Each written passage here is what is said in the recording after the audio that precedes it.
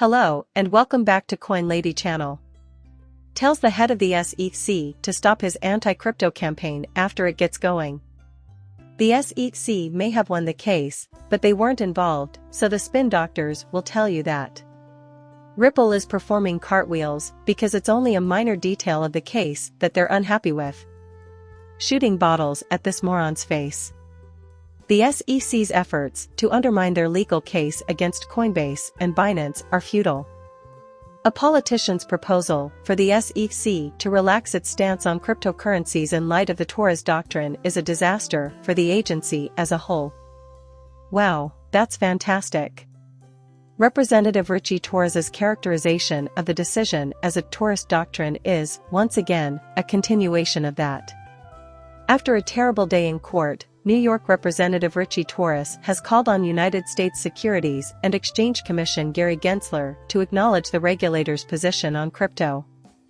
There wasn't a tie vote, no. Absolutely not. Oh my God, this place is a nightmare. Torres asked the SEC to focus its enforcement efforts on actual problematic actors, rather than categorizing all crypto assets as securities.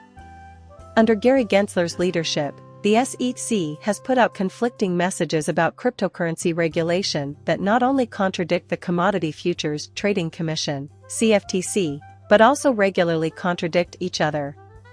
This paper examines the weekly recap by Masari, the Ripple Coinbase wallet, and more.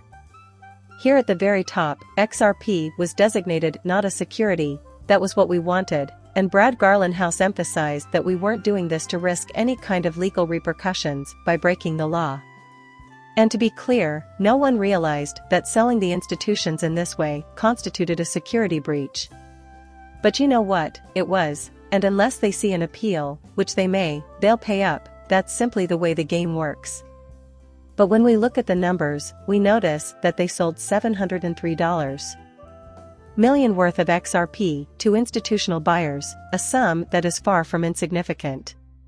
It wasn't the underlying asset that turned this into a securities offering, but rather the directness of the transaction and the contractual duties imposed on the buyer and seller. The judge made a fantastic decision here. We might now disagree with some of the points made. Nonetheless, she generally outlined for us what constitutes the security and what does not. And that's the only outcome we were hoping for. I don't think the fines will be as severe as everyone fears, but we'll have to wait and see. But that's not the end of the world. Ripple can handle it. This is a really worrying situation, and we have no idea what is happening. It might not even be that. Perhaps this is the biggest nothing ever. Or maybe we just have something tasty cooking inside. On Ethereum, there is a wallet that hasn't been used in 10 days. Its 61,008 Ethereum tokens are currently valued around $116 million. Now that it's live, we've already sent Kraken a tiny test transaction. Then, it mysteriously transferred $116 million worth of Ethereum to Kraken, completely emptying the wallet in the process. These coins have been resting in an ICO wallet for some time. Don't get me wrong, the Ethereum market is quite deep, thus this current situation is not likely to cause a collapse. However, why now? When else would be better than the height of the bull run? Is there something happening off-screen that only someone with special knowledge can reveal? Will they actually count these coins, or just try to jumble them up? So they aren't just hoarding all the money? It may be a lot of different things. It might amount to nothing, but it might also mean a great deal. Keeping an eye on this is essential. Please comment below with your best guess, because I have no idea. The court's decision in the Ripple effect case is now expected to have no effect on Celsius. Legal representation for a cryptocurrency.